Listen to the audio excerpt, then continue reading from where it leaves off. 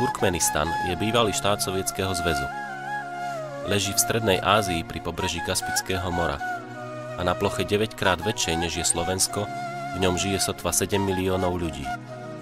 Krajina, ktorú v drvivej miere pokrýva drsná púšť Karakum, susedí s Uzbekistanom a Kazachstanom.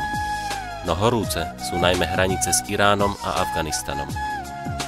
Hoci vedú nehostinnou pustatinou, strážia ich vojaci. Sú obohnané ostnatým drôtom a podľa všetkého sú aj zamínované.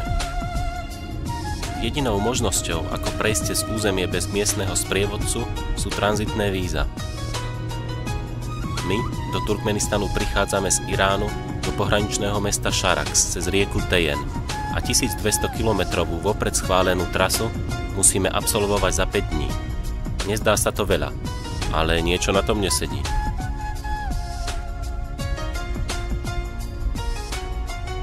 Kúsok od tejto línie vyčnievajú policajné stanice. Je to kvôli bezpečiu Turkménov, alebo naopak, aby sa z krajiny nikto nedostal?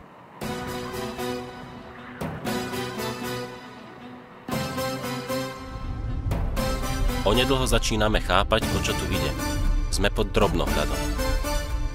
Vopred schválená trasa je prísnejšia, ako sme si mysleli, a začína tu naozajstný súboj s časom. Cesty púštnou krajinou viac pripomínajú tankodrom a nie hlavnú cestu. Premávka redne. Niektoré naše horské zvážnice sú v lepšom stave ako tunajšia vozovka. Okraj cesty začínajú lemovať prvé malé domčeky, v ktorých sa tiesnia celé generácie skromne žijúcich Turkménov. Nepríjemné teplo a sucho nás prinúti zastať v jednej dedinke.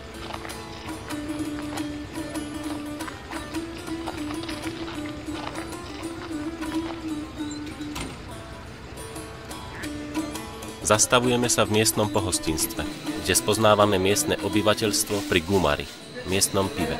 Je chutné a stojí 3 manaty, čo je asi 90 centov.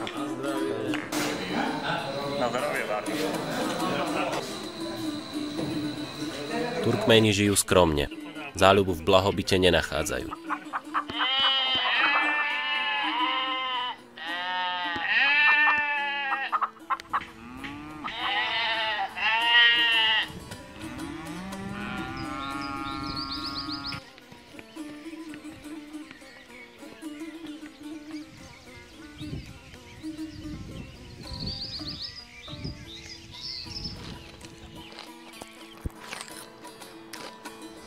Cítime sa bezpečne, no nemôžeme sa zbaviť pocitu, že miestni policajti vedia o každom našom kroku. Do hlavného mesta musíme prekonať ešte 350 km prašných a neupravených ciest. Pred vstupom do prepichovej 700-tisícovej metropoly Ašchabad, čo v preklade znamená mesto lásky, sa cesta ako lusknutím prstov mení na supermodernú autostrádu. Vítajú nás obrovité paláce a hotely z najdrahšieho talianskeho mramoru.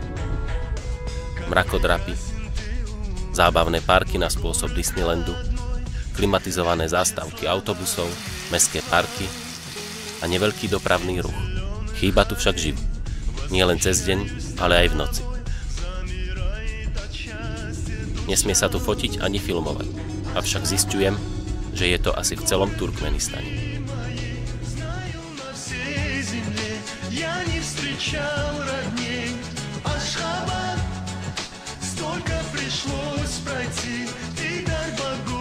Okolo prezidentského paláca vládne pokoj. Vonku stoja policajné hliadky. Aj keď máme tranzitné víza, môže sa stať, že nás ďalej nepustia. Nechceme riskovať pokutu a problémy s políciou. Mohlo by to časovo ohroziť celú výpravu. Po prehliadke novej časti mesta sme pochopili, prečo má prívlastok Mramorové a za čo získalo prvenstvo v Guinnessovej knihe rekordov.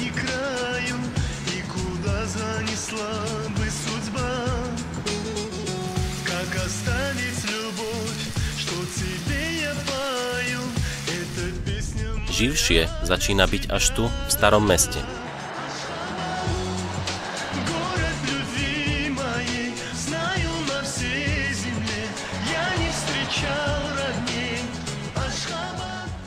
Vidieť to na trhu, v reštauráciách a parkoch.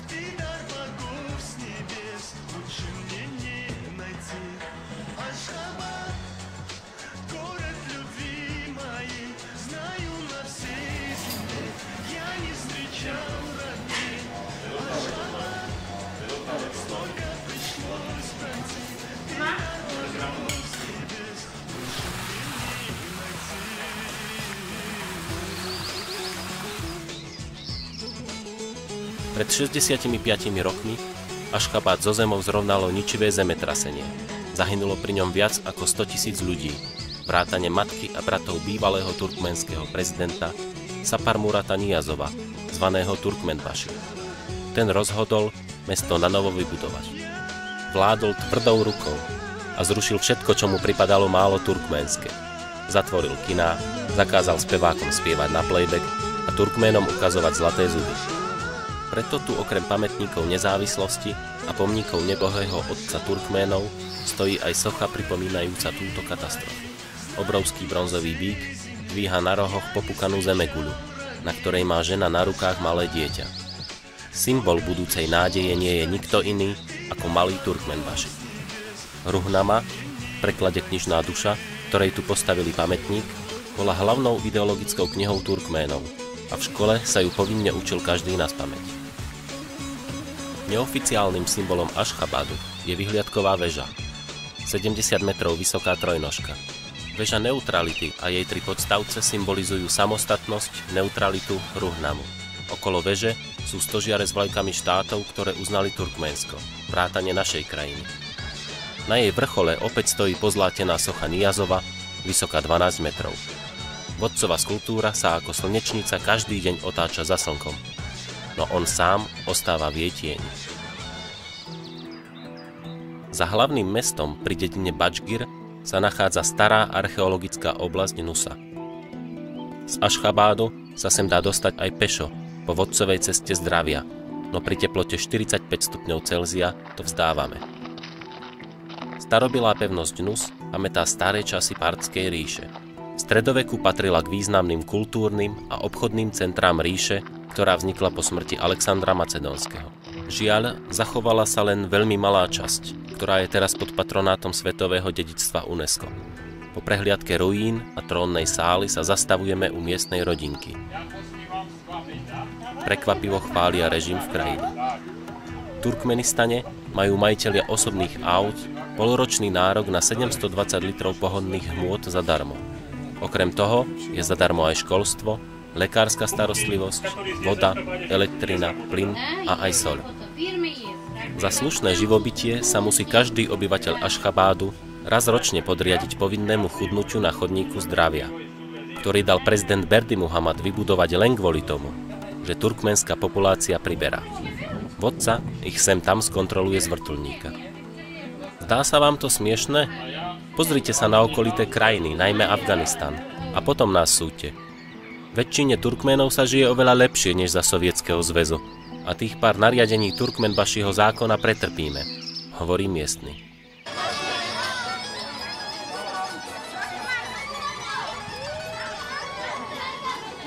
Vo vedľajšom dome sa chystajú svadobné oslavy. Svadobčania sa bavia podľa miestnych tradícií. Nevesta ukáže ženíchovi tvár až po svadbe. Napriek tomu, že Turkménsko je islamská krajina, hovorí sa v nej po rusky.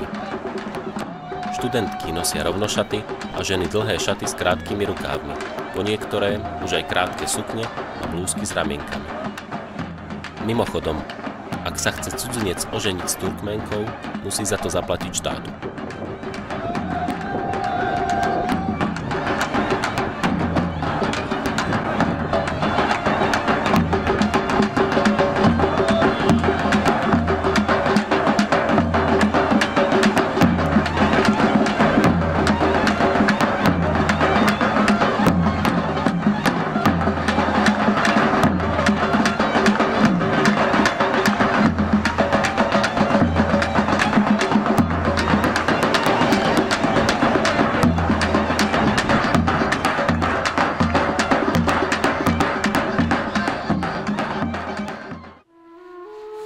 Na jednej strane neuveriteľné bohatstvo, na druhej jednoduchý život.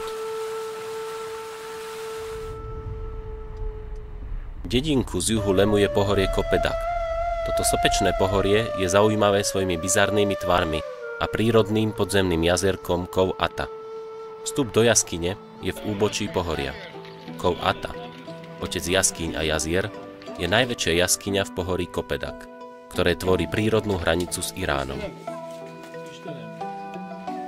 Dĺžka sprístupnenej časti s podzemným jazierkom, v ktorom sa dá aj kúpať pri teplote vody 36 stupňov Celzia, je 250 metrov, no podzemné priestory údajne siahajú až na iránsku stranu.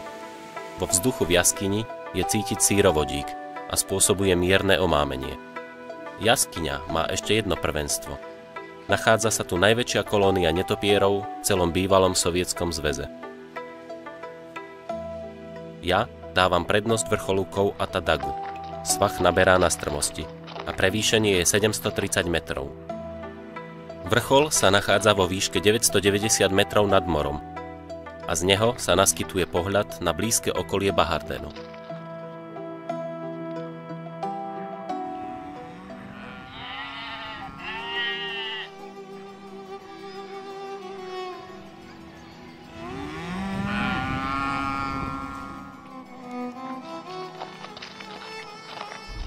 Do mesta Serdar, v preklade prezident, prichádzame podvečer a chceme tu prenocovať.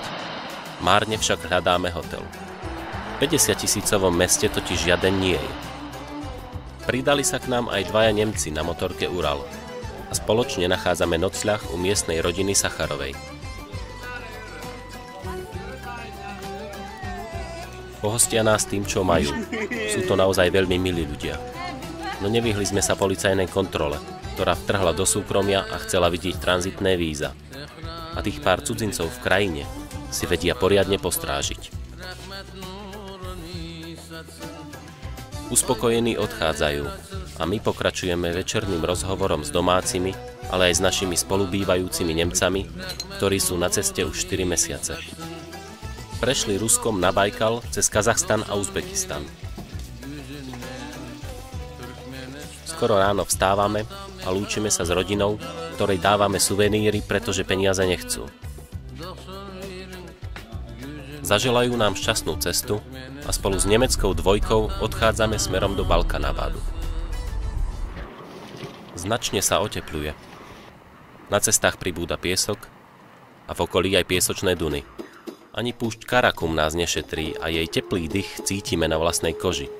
Patrí medzi najteplejšie oblasti na svete. Prekvapivá pestrosť života pustej krajiny vyvracia dojem nehostinného miesta na zemi. Okrem rozmanitých živočíchov púšte sa môže Turkmensko pochváliť chovom achaltekinského koňa, pôvodom z tejto krajiny. Je symbolom národa, vyznačujúcim sa húževnatosťou a rýchlosťou. Je aj v štátnom znaku. V minulosti ho vlastnil samotný čínsky cisár, dokonca aj Alexander Veľký.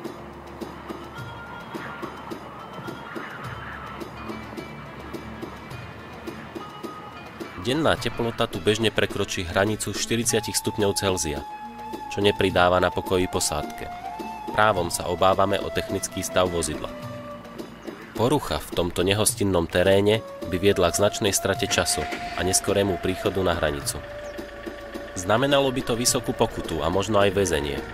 Toto pomyslenie nás priam desí. Ostáva nám len veriť, že auto vydrží.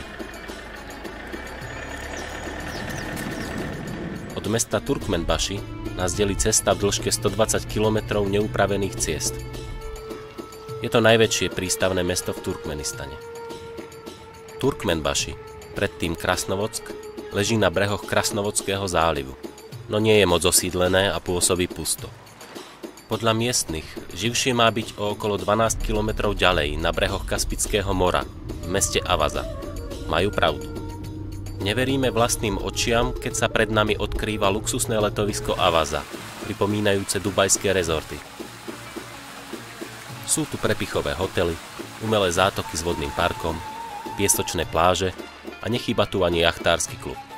Zdá sa nám, že tu nájdeme všetko. Skutočne. Dokonca aj vodku za 70 centov v 5-hviezdičkovom hoteli. Naskytá sa tu otázka, odkiaľ na to majú. Odpoveď je jednoduchá. Turkmenistanu patrí 4. miesto na svete v zásobách zemného plynu. Z peňazí za predaj plynu a ropy vybudovali mestá, letoviská a z rieky Amudarija obrovské zavlažovacie kanále, ktoré slúžia na zavlažovanie mestskej zelene.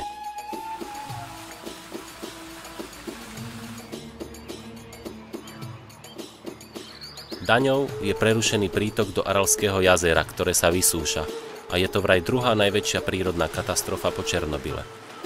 Európa však kvôli zemnému plynu priviera oči nielen nad ekológiou, ale aj nad ľudskými právami.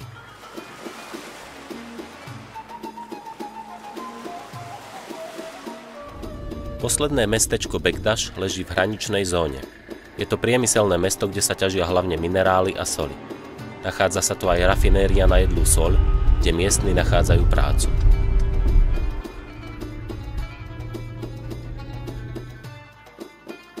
Spoznávame tunajších a zisťujeme informácie v miestnom pohostinstve.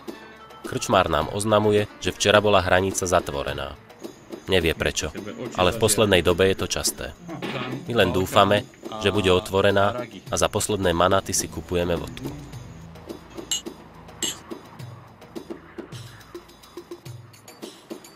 Opúšťame pobrežné vody Bekdašu a smerujeme k štátnym hraniciam. Na hranicu máme posledných 270 kilometrov.